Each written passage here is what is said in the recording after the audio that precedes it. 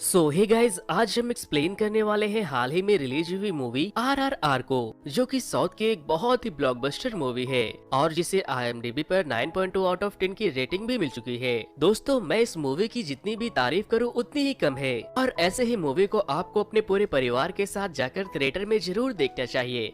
और आखिर मैं इस मूवी को लेकर इतना ब्ला ब्ला ब्ला क्यों कर रहा हूँ वो अभी आपको थोड़ी देर में समझ में आ जाएगा। So guys, without wasting your time, bring your snacks together and let's begin the explanation, क्योंकि मजा बहुत आने वाला है। मूवी की शुरुआत में हम एक बच्ची को देखते हैं जिसका नाम मल्ली है। वो गाना गाते हुए एक ब्रिटिश गवर्नर के वाइफ के हाथों में टैटू बना रही थी। मल्ली की आवाज बहुत प्यारी थी और वो मेहंदी के बहुत ही खूबसूरत डिजाइन भी बना लेती थी। जब ब्रिटिश गवर्नर यानी कि स्कॉट मासूम जंगली जानवरों का शिकार करके वहाँ आता है तो उसकी बीवी उससे कहती है कि मैं इस लड़की को अपने साथ लेकर जाऊंगी। जिसके बाद स्कॉट अपने आदमियों से कहकर मल्ली के माँ को कुछ पैसे दे देता है। मल्ली के गांव वालों को लगता है कि उसने पैसे उसके काम से इम्प्रेस्ड होकर इनाम के तौर पर दिए हैं, लेकिन वो मल्ली को जबरदस्ती अपने साथ ले जाने लगते हैं। और जब मल्ली की माँ उसे रोकने की कोशिश करती है तो एक अंग्रेजी सिपाही उसके सर पर बंदूक तान देता है, जिस पर स्कॉट कहता है कि इस बंदूक की गोली इंग्लैंड के कंपनी में बनकर 7 समुंदर पार करके यहाँ आई है।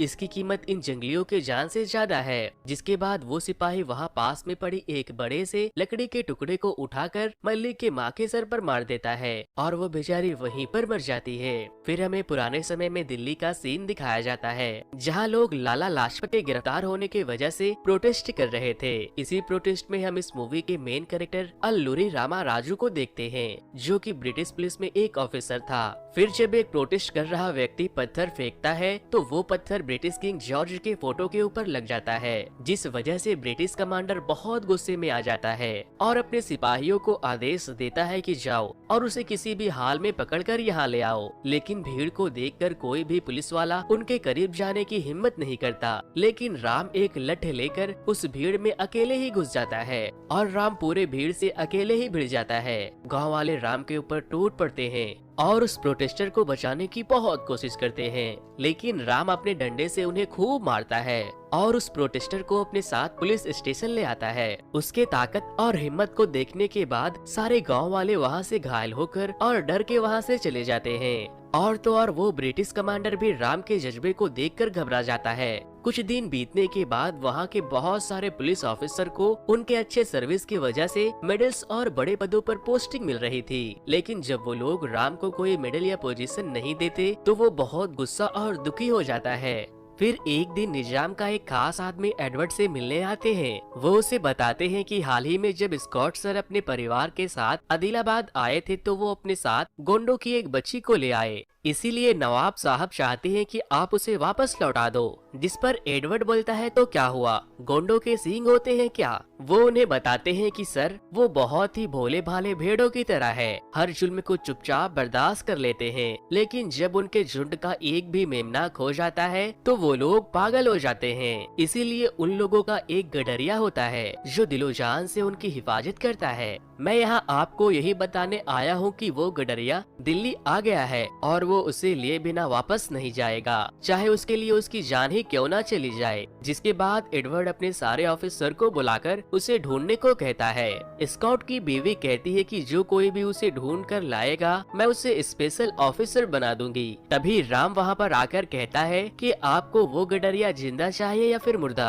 अब हमें दिल्ली से थोड़ी दूर एक जंगल का सीन दिखाया जाता है, जहाँ हम इस मूवी के दूसरे मेन कैरेक्टर कुमारम भीम को देखते हैं। वो अपने सर पर खून डालकर जंगली जानवर को अट्रैक्ट करने की कोशिश कर रहा था और यहाँ पर भीम और शेर की लड़ाई होती है और वो किसी भी तरह से उस शेर को बेहोश करके पकड़ लेता है। फिर हम देखते हैं कि भीम मुसलमान बनकर वहाँ से निकलता है और एक मोटरसाइकिल रिपेयरिंग शॉप पर जाता है। भीम एक हिंदू था, लेकिन अपनी पहचान छुपाने के लिए अख्तर बन के एक मुस्लिम फैमिली का बेटा बनकर रहता था और वो लोग उसकी असलियत जानने के बाद भी उन्हें अपने घर में पनाह दे रहे थे।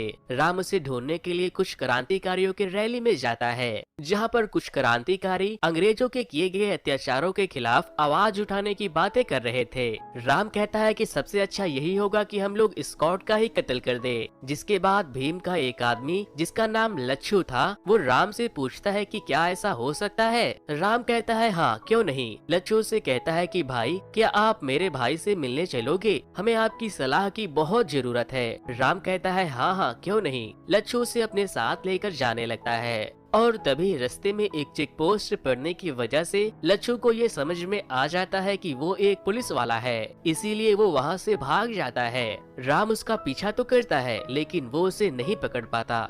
राम उसे ढूंढते हुए एक ब्रिज के ऊपर चला जाता है और वहीं ब्रिज के नीचे नदी के किनारे अख्तर एक बच्चे को मछली पकड़ने के लिए पैसे देता है और तभी ब्रिज पर जा रही एक ट्रेन में आग लग जाती है और ट्रेन के डिब्बों में ब्लास्ट होने की वजह से उसके डिब्बे नीचे नदी में गिरने लगते हैं, जहां वो बच्चा मछली पकड़ रहा था। जब राम और अख्तर की नजर बच्चे पर पड़ती है तो वो उसे बचाने के लिए बेचैन होने लगते हैं। अख्तर को बेचैन देखकर राम उसे इशारे करता है कि ऊपर आकर मेरी मदद करो और फिर वो दोनों अपने कमर में रस्सी बांधकर नदी में छलांग लगा देते हैं और उस बच्चे की जान बचा लेते हैं। जिसके बाद अख्तर और राम की बहुत अच्छी दोस्ती हो जाती है।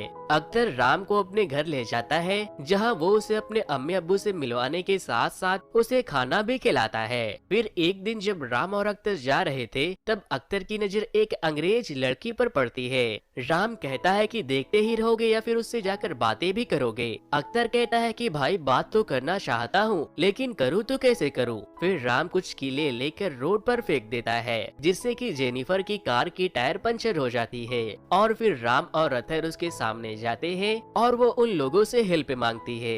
अख्तर उसे बातें करने की कोशिश करता है लेकिन उसे इंग्लिश नहीं आती थी, लेकिन राम को इंग्लिश आती थी, इसीलिए राम जेनिफर से बातें करके उसे अख्तर के साथ भेज देता है। जेनिफर उसे लेकर बाजार जाती है और वो उसे बताती है कि मुझे एक छोटी लड़की के लिए कपड़े लेने हैं। जिसके बाद अख्तर फौरन एक बैंगल्स के शॉप पर जाता है और एक बैंगल्स को खुद से डिजाइन करके उसे दे देता है और कहता है कि उसे ये मेरे तरफ से दे देना, उसे जरूर पसंद आएगा। और तभी वहाँ पर जेनिफर के सोल्जर्स आ जाते हैं और उन्हें अपने साथ लेकर जाने लगते हैं। वो वहाँ से जाते जाते अख्तर को एक इनविटेशन कार्ड देती है।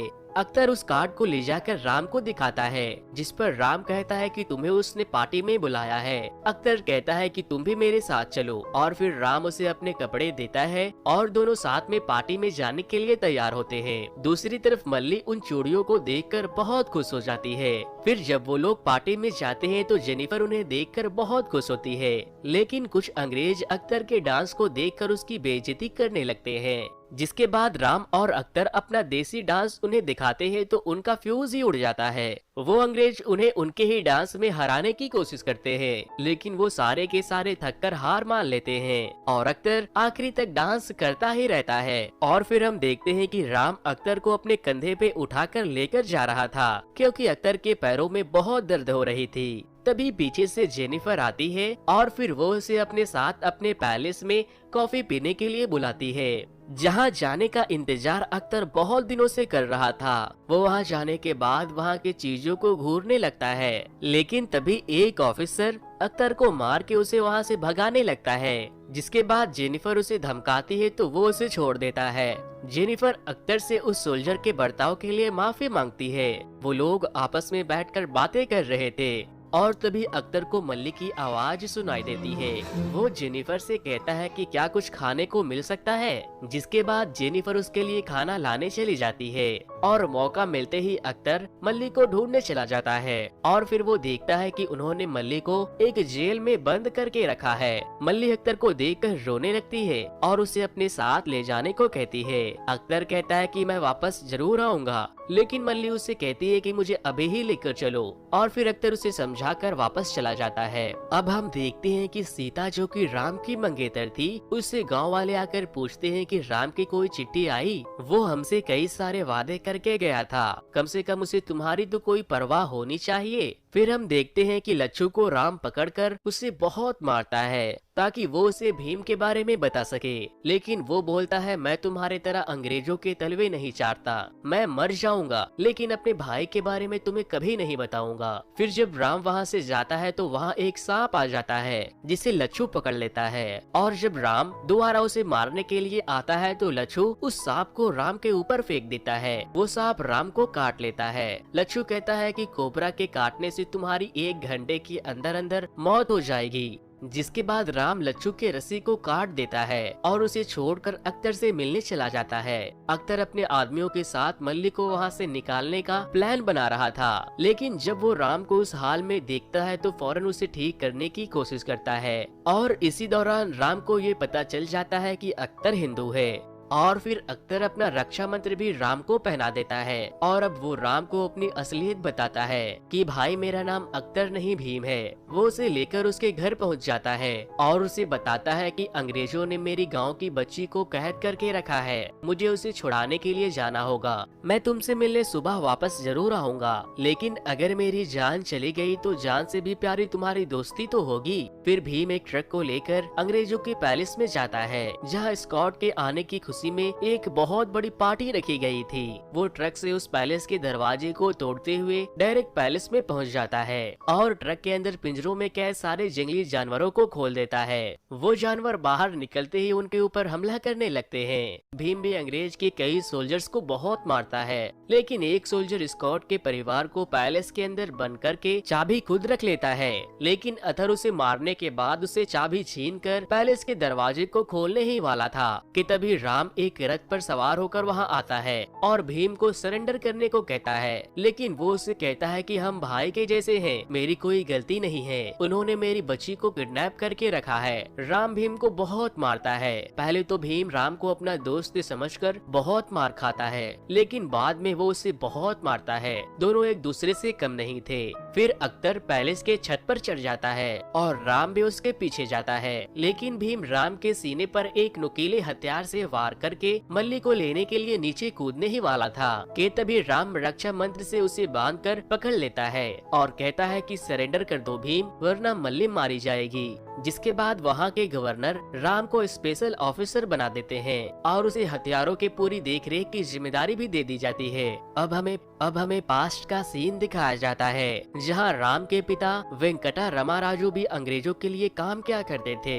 लेकिन अंग्रेजों के द्वारा हिंदुस्तानियों के ऊपर किए जा रहे अत्याचारों को देखकर वो काम छोड़ देते हैं और अपने गांव वालों को सिपाही बनाने का फैसला करते हैं ताकि वो लोग अंग्रेजों के खिलाफ लड़ सके। लेकिन सिवाय वेंकटा के किसी के पास भी हथियार नहीं था। फिर एक दिन जब राम के पिता सो रहे थे तो सीता राम के पिता की बंदूक को चुराकर उसे लाकर दे देती है और राम को निशाना लगाने को कहती है। और अगले दिन जब राम के पिताजी उसके निशाने को देखते हैं तो वो बहुत खुश होते हैं। फिर एक दिन कुछ अंग्रेजी सैनिक वेंकटा को गिरफ्तार करने के लिए आते हैं, क्योंकि वो अंग्रेजों के खिलाफ लड़ने की तैयारी कर रहे थे और वो अंग्रेज के सिपाही पूरे गांव वालों पर गोलियां चलाने लगते हैं, जिससे कई गांव वाले भी मारे जाते हैं। वेंकटा अकेले ही उन सब से निपटता है, लेकिन एक गोली वेंकटा को भी लग जाती है और फिर वो लोग राम के भाई और माँ को भी गोली से मार देते हैं। जिसके बाद वेंकटा राम को कहता है कि लोड और फायर, और फिर राम एक के बाद एक बहुत सारे सोल्जर्स को मार गिराता है। थोड़ी देर के बाद वहाँ और भी सोल्जर्स आ जाते हैं, जिस पर वेंकटा कहता है कि बेटा तुमने देखा एक हाथ में बंदूक कितने लोगों को हरा सकता है, इसीलिए मुझसे वादा करो कि हर हाथों में हथियार होगा।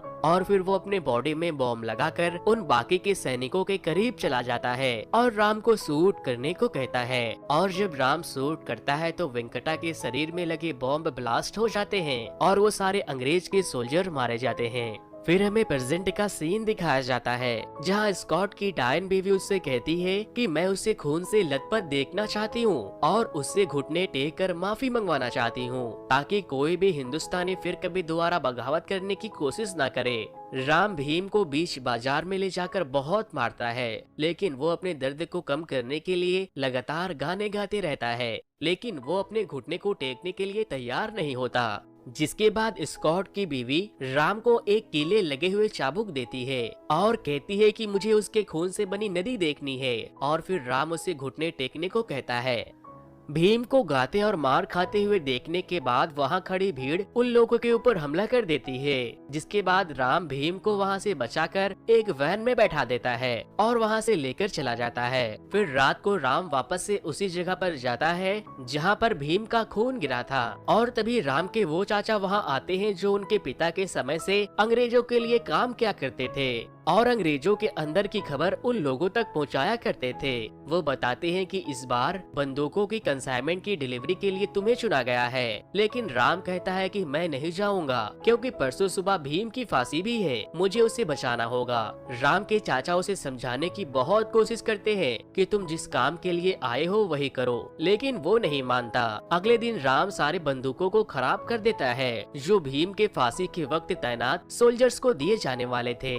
और फिर जब वो लोग भीम को वहाँ से लेकर जा रहे थे तो राम के चाचा भीम को एक ब्लेड दे देते हैं और फिर राम और गवर्नर अपने कार में बैठकर फांसी वाले जगह पर जाने के लिए निकल जाते हैं। लेकिन स्कॉट को ये एहसास हो जाता है कि कुछ गड़बड़ है और फिर वो राम के कार पर फायर कर देते हैं, जिससे कि राम की कार की एक्सीडेंट हो जाती है और उसके पीठ में एक नुकीली लकड़ी भी गिर जाती है। लेकिन वो किसी भी तरह खुद को संभालते हुए उन सैनिकों से मल्ली को बचाता है और अब भीम भी अपनी रस्सी को काटकर उन सिपाहियों को बहुत मारता है। सिपाहियों के बंदूक में गोली नहीं होने की वजह से वो लोग नाकाम होते जा रहे थे, लेकिन तभी एक सोल्जर बंदूक में दूसरी गोली डालकर फायर कर देता है, लेकिन राम उसे पहले ही मार देता है और भीम राम को मारकर वहां से मल्ली को लेकर भाग जाता है। स्कॉट के सैनिक मल्ली और भीम के साथ साथ उसके अम्मी अब्बू और दोस्तों के तलाश में पूरी जगह की छानबीन कर रहे थे।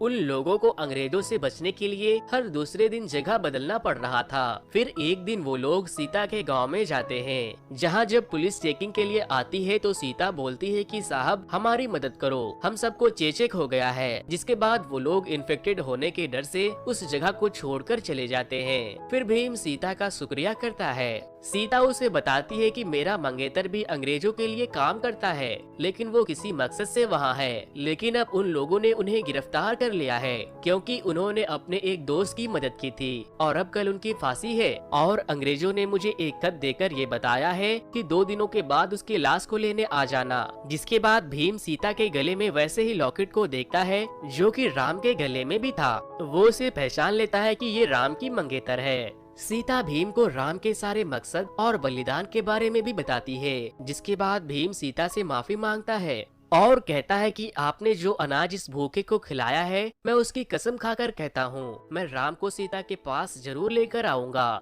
और फिर भीम जेनिफर की मदद से उस जगह पर पहुंच जाता है जहां पर राम कैद था। भीम गुस्से में आकर उस गड्ढे के दरवाजे को खोलकर राम को बाहर निकाल लेता है, लेकिन राम चल नहीं पा रहा था, इसीलिए भीम उसे अपने कंधों पर उठा लेता है। और यहाँ पर हमें एक बहुत ही जबरदस्त फाइट सीन देखने को मिलती है।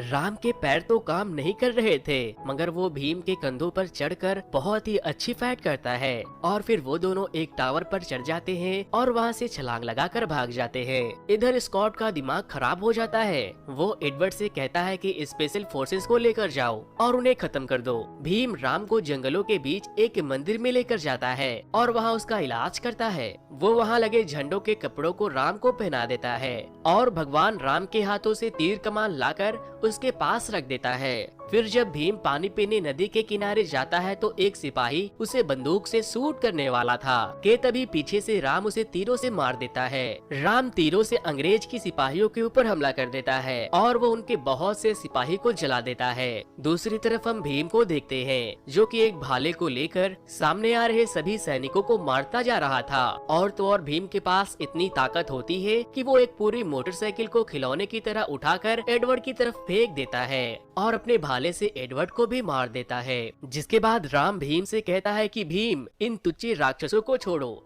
महासुर का श्रृंगार करना है तो आओ। और फिर राम एक घोड़े पर और भीम एक बैग पर से स्कॉट के महल की तरफ बढ़ते हैं। भीम अपने बैग को एक स्लोप पर ले जाकर उड़ा देता है और राम उसे तीर से मारकर जला देता है और वो बैग जलते हुए सीधे हथियारों के गोडाउन में जाकर गिरती है, जिससे वहाँ बहुत बड़ा धमाका होता है और भीम वहाँ जाकर कुछ हथियार जमा करने लगता है। और अब स्कॉट देखता है कि उसकी बीवी के साथ साथ उसके सारे लोग भी मारे गए हैं। और तभी भीम वहाँ पर बहुत सारे हथियारों को लेकर आता है और बोलता है कि हर हाथ में हथियार होगा, जो कि राम के पिता का सपना था। फिर राम स्कॉट से बोलता है कि इंग्लैंड में बनी और 7 समुंदर पार करके आई इस बुलेट की कीमत किसी देसी के जान से बहुत ज्यादा है, तुम इस कीमती बुलेट को फेंक कैसे सकते हो। और फिर वो भीम को कहता है कि इसे लौटा दो और भीम स्कॉट को शूट करके मार देता है। मूवी के एंड में हम देखते हैं कि राम पूरे हथियारों से भरे ट्रक को लेकर सीता से मिलने जाता है और जेनिफर भी अब भीम को पसंद करने लगी थी।